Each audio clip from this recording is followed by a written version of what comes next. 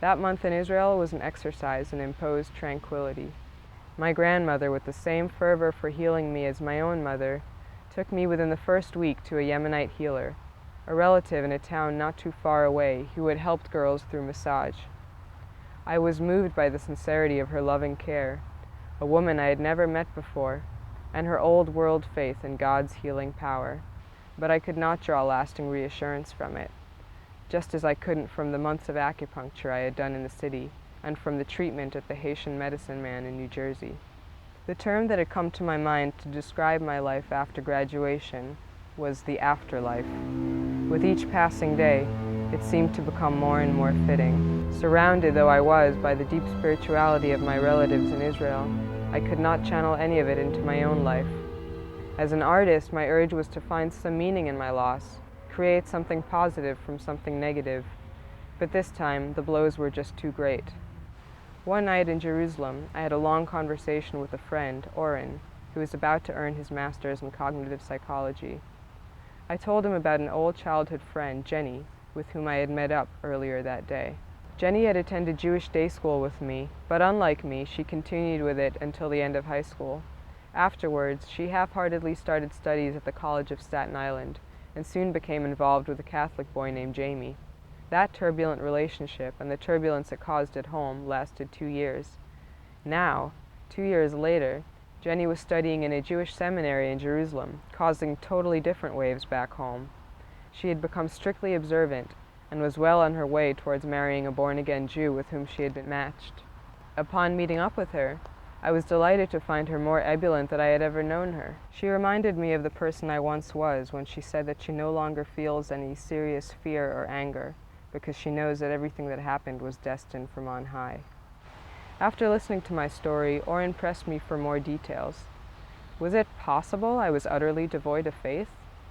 In reply, I told him that I no longer have faith I'll find true love, I no longer have faith that I'm destined for great things, and most upsettingly, I lost my fundamental ability as an artist to find some underlying order to what we see around us. "What's it like?" he asked me. I told him it's a scary and lonely place. This was something he couldn't accept.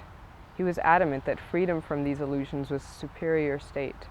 Furthermore, he insisted, I couldn't will myself into believing, even if I wanted to. He spent the rest of the night explaining to me his theory of consciousness. In it, everyone lives out his own story, a story which he composed to explain the state of his existence. Only when the circumstances of life become overwhelming, and the story can no longer explain the person's condition, does he undergo a crisis. Then he drifts for a while, until he finds a new story.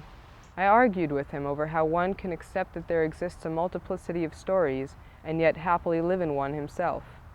I insisted that it followed from his theory that, if I wanted to, I could will myself back into faith, out of sheer certainty that that's the best story for me. Oren disagreed, saying that a person can't really pick a story like he picks a hat.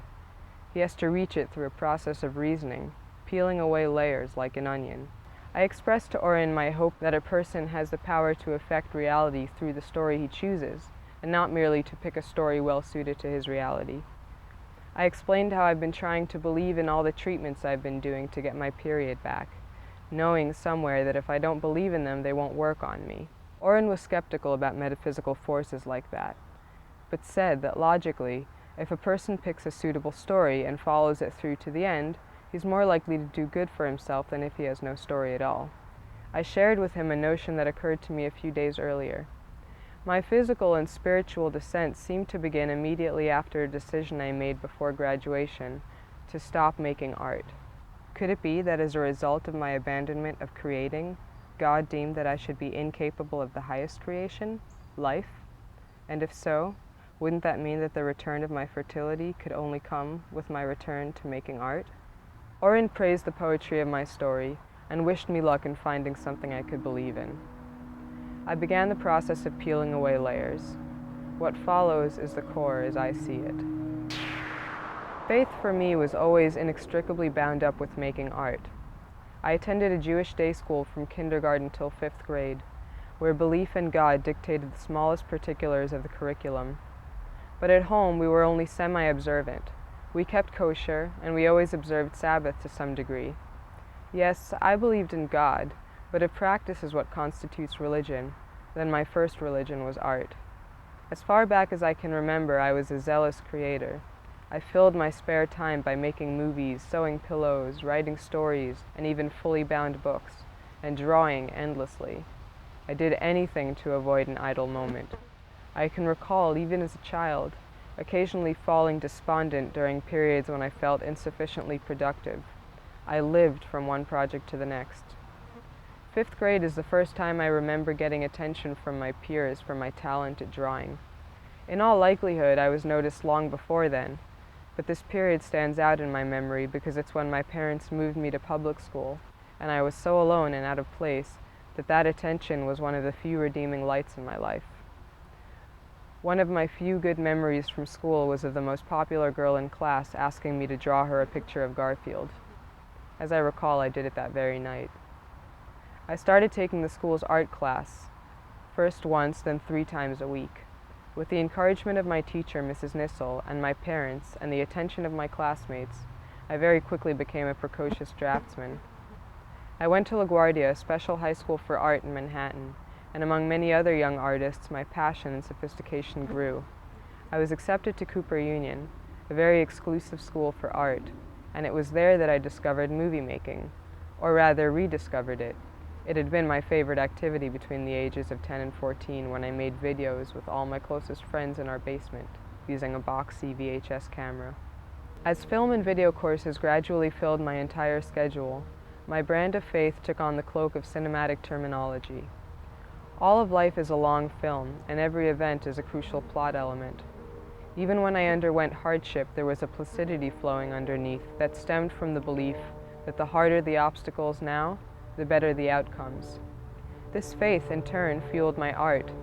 Sometimes moments of inspiration were few and far between, but they always came, because the world was a masterpiece. It just had to be manifested. Around sophomore year, I was exposed to postmodernism. It was a philosophy that thrilled me and fueled my work. My videos gained a certain self-awareness and, I think, shed their naivete. Through making videos that addressed their making and revealed their maker, I could expose my most personal experience and thereby connect with my audience in a way that I never had before. My orthodoxy regarding postmodernism was such that I had no patience for any artwork which, in my opinion, required a pamphlet and an explanation to be appreciated, which didn't aim solely to express the maker's personal experience.